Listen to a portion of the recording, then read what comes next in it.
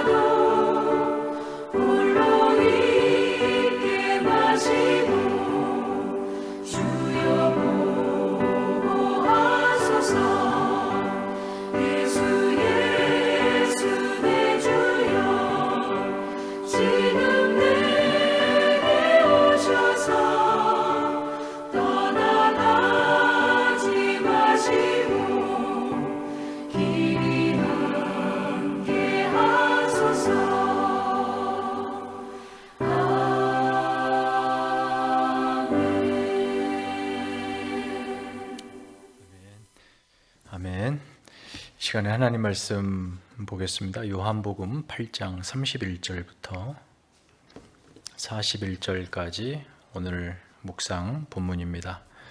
신약성경 159면에 있는 요한복음 8장 31절에서 41절까지입니다. 함께 읽겠습니다. 시작. 그러므로 예수께서 자기를 믿은 유대인들에게 이르시되 너희가 내 말에 거하면 참으로 내 제자가 되고 진리를 알지니 진리가 너희를 자유롭게 하리라. 그들이 대답하되 우리가 아브라함의 자손이라 남의 종이 된 적이 없거늘 어찌하여 우리가 자유롭게 되리라 하느냐. 예수께서 대답하시되 진실로 진실로 너희에게 이르노니 죄를 범하는 자마다 죄의 종이라. 종은 영원히 집에 거하지 못하되 아들은 영원히 거하나니 그러므로 아들이 너희를 자유롭게 하면 너희가 참으로 자유로우리라. 나도 너희가 아브라함의 자손인 줄 아노라. 그러나 내 말이 너희 안에 있을 곳이 없으므로 나를 죽이려 하는도다. 나는 내 아버지에게서 본 것을 말하고 너희는 너희 아비에게서 들은 것을 행하느니라. 대답하여 이르되 우리 아버지는 아브라함이라 하니 예수께서 이르시되 너희가 아브라함의 자손이면 아브라함이 행한 일들을 할 것이거늘 지금 하나님께 들은 진리를 너희에게 말한 사람인 나를 죽이려 하는도다. 아브라함은 이렇게 하지 아니하였느니라. 너희는 너희 아비가 행한 일들을 하는도다.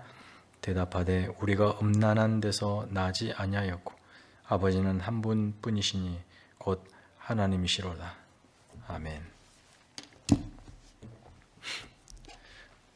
우리가 진리라고 말할 때에는 진리가 갖는 몇 가지 중요한 특징들이 있습니다. 우선 불변성입니다. 진리라고 어떤 것을 한다면 반드시 그것은 변함이 없어야 됩니다.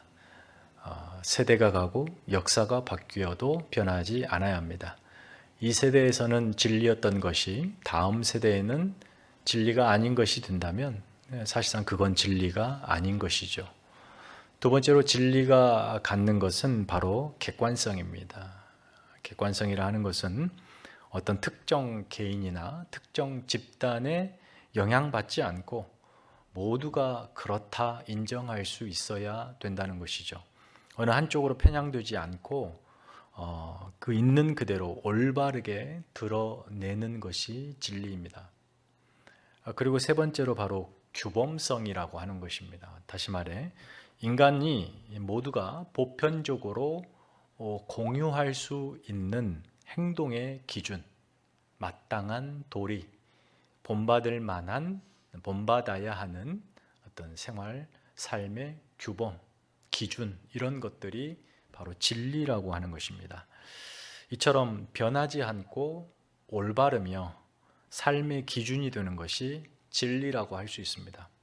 근데 오늘 우리가 읽은 말씀 초반에 예수님께서 한 가지를 더 하시는데 그게 바로 자유라고 하는 개념입니다. 자유성입니다. 진리라 하면 반드시 그것은 참된 자유를 제공할 수 있어야 된다. 그러니까 이 진리가 어떤 속박하고 구속하는 것이 아니라 오히려 자유를 준다라고 예수님께서 말씀하십니다. 그러니까 영원하고 늘 오르며 인간의 규범이 되고 또 그 인간에게 참된 자유를 주는 것, 이것이 진리라는 것입니다.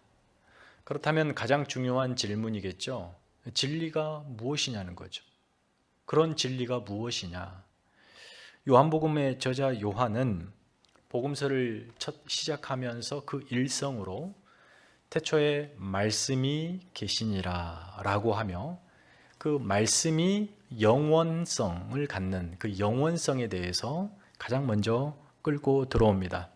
영원성으로서 모두에게 보편적으로 그 생명을 줄 수 있는 능력이 있는 빛이다. 예수 그리스도가 그 말씀이다. 그러므로 진리는 곧 예수 그리스도다. 이렇게 증언하는 셈입니다. 죄와 어둠에 갇혀 있는 영혼들에게 그 빛으로 그들을 끄집어내는 자유를 주는 진리의 자유성이 또 있지요. 그가 바로 예수 그리스도다. 오늘 말씀에 너희가 내 말에 거하면 할 때 그 내 말이 진리라는 겁니다. 예수 그리스도 당신이시며 당신의 말씀인 진리, 거기에 거하면입니다. 거한다는 말은 요한에게 매우 중요한 단어, 함께 동거하고 연합하는 겁니다. 그 말씀 진리 안으로 들어와 진리와 함께 동거하면 그런 말씀이죠. 그걸 믿음이라고 다른 말로 표현합니다. 우리가 예수를 믿는다 이 말은 그분 안에 들어와 동거하고 그분과 연합하고, 다시 말해 그분의 말씀인 진리와 연합된 삶을 사는 것이죠.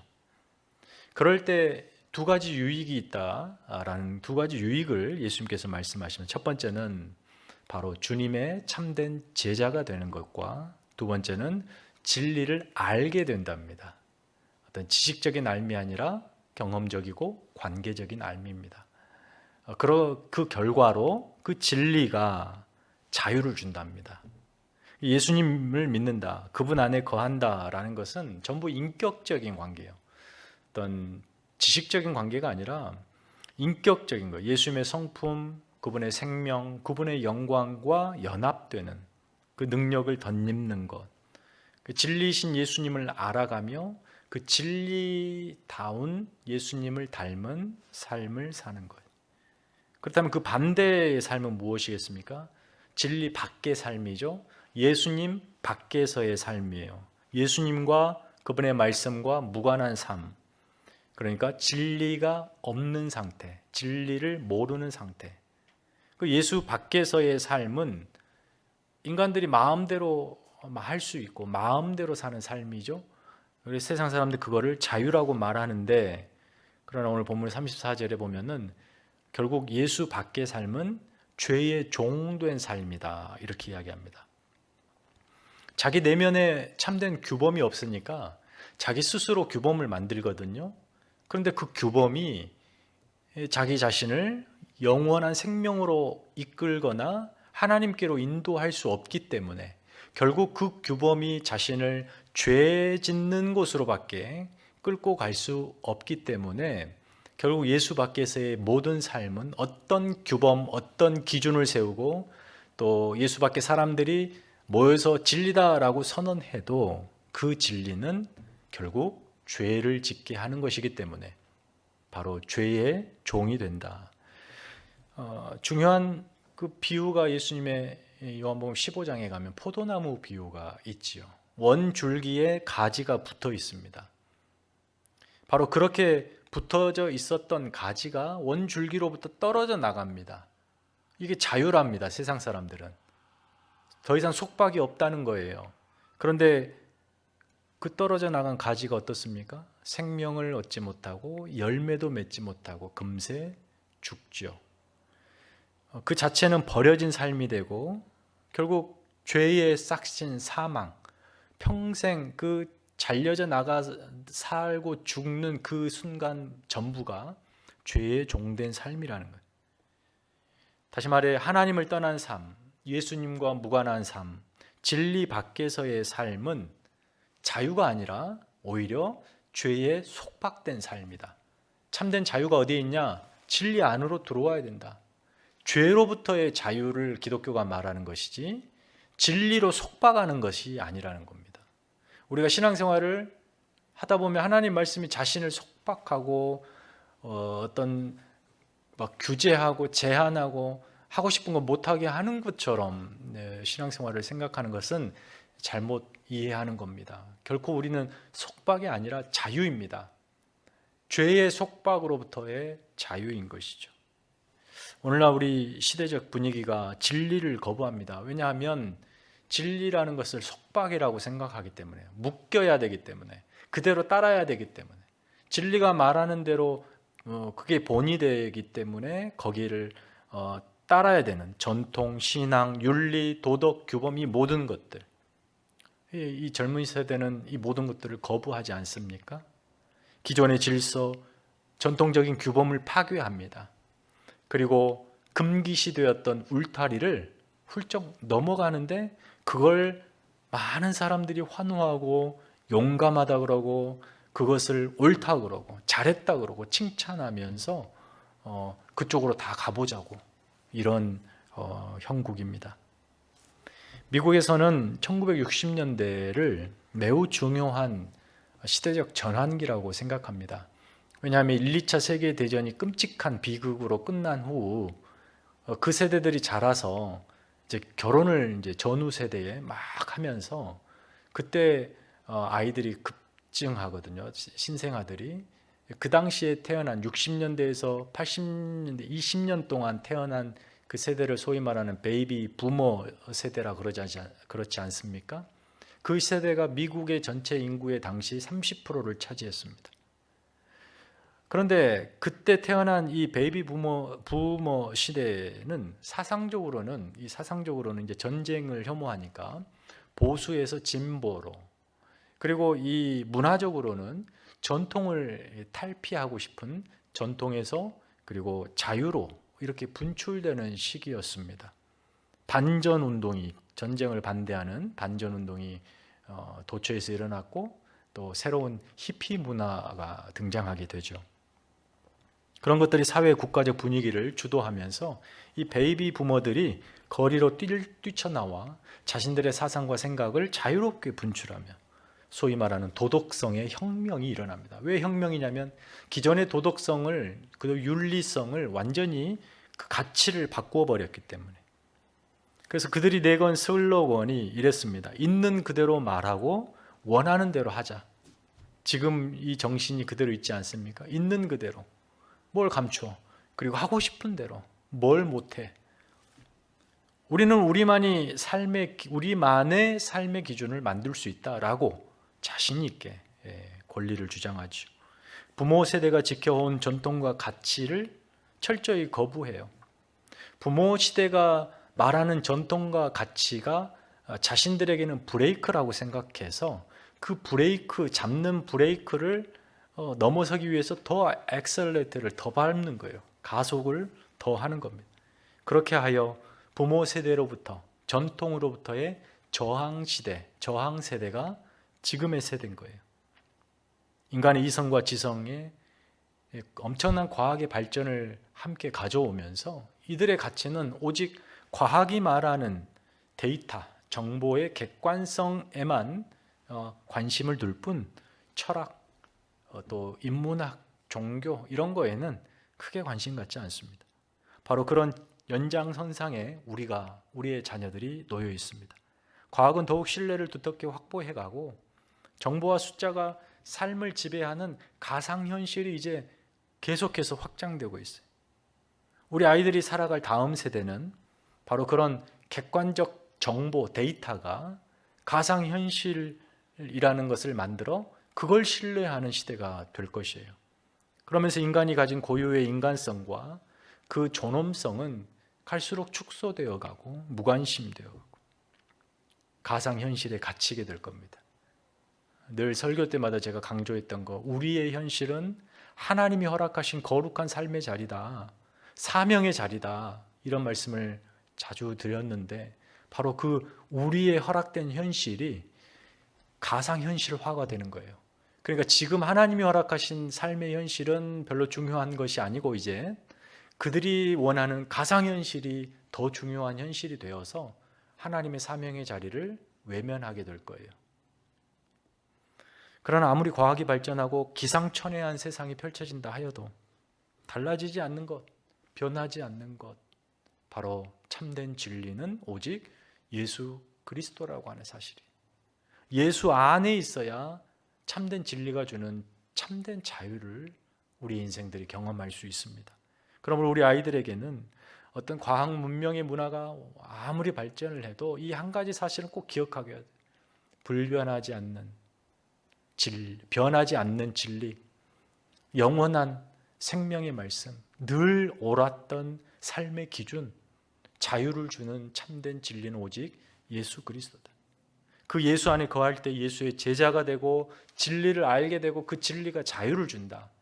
이 사실은 정말 여러분 오늘 우리 읽었던 이 성경 말씀 8장 31절은 정말 어떤 가훈처럼 여겨져야 될 다음 세대를 위한 우리의 말씀입니다. 신앙은 절대 허공에 세워지지 않습니다. 신앙은 시대에 상관없이 불변하고 객관적이고 규범적인 자유를 주는 진리 위에 선을 잇는 거예요. 하나님 말씀이죠. 그러므로 예수님을 믿는다는 것은 그 진리에 묶여 산다는 거예요. 그게 속박이 아니라 구속이 아니라 자유로운 삶이에요. 짐을 지우는 부담스러운 어떤 것이 아니라 내 영혼이 비로소 참된 자유를 누릴 수가 있는 것. 우리는 진리이신 예수 그리스도 안에 사는 성도예요. 그러므로 성도는 자유하죠. 예수 안에서 누리는 자유를 그 어떤 무엇도 속박할 수가 없습니다. 현실의 고민들, 현실의 문제들, 코로나 시국의 근심, 걱정, 두려움들, 그 어떤 것도 예수 안에 허락된 우리의 안에 주어진 자유를 속박할 수 없는 것은 그 현실의 문제가 무엇이든지 간에 그것은 유한하고 잠시의 문제이기 때문에 영원한 자유, 그 진리를 가둘 수 없다는 것입니다.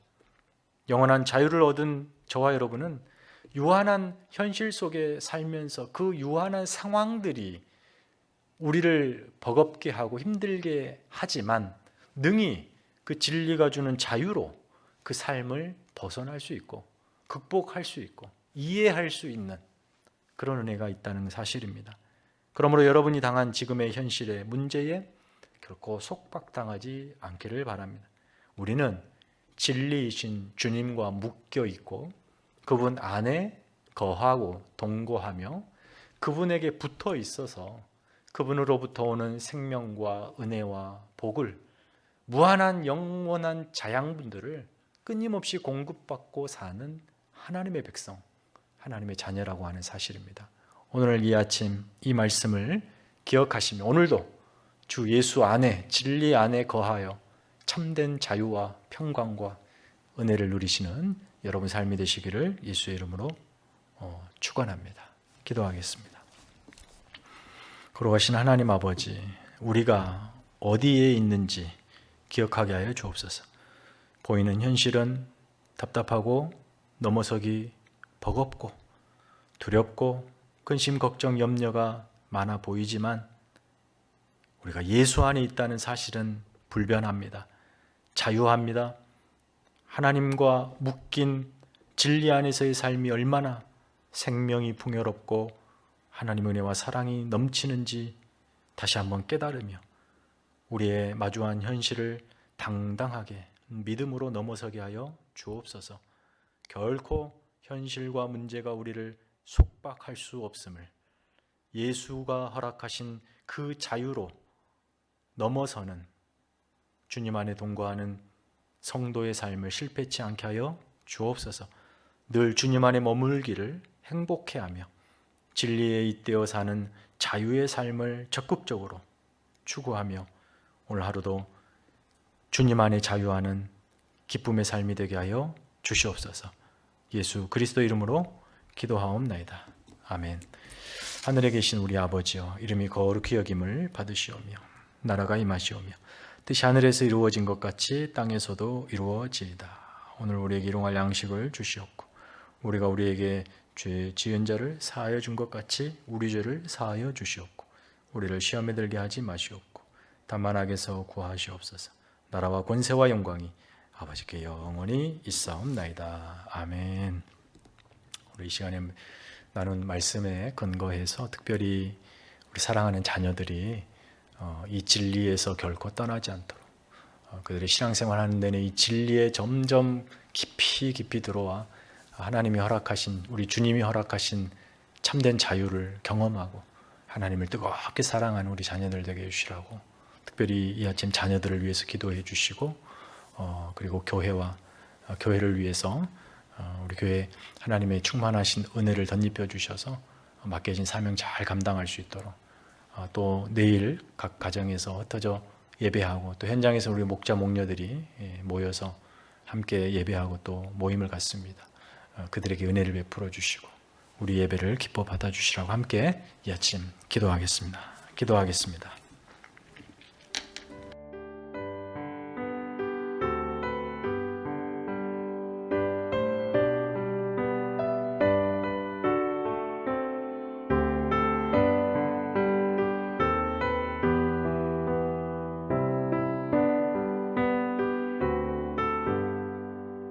뭘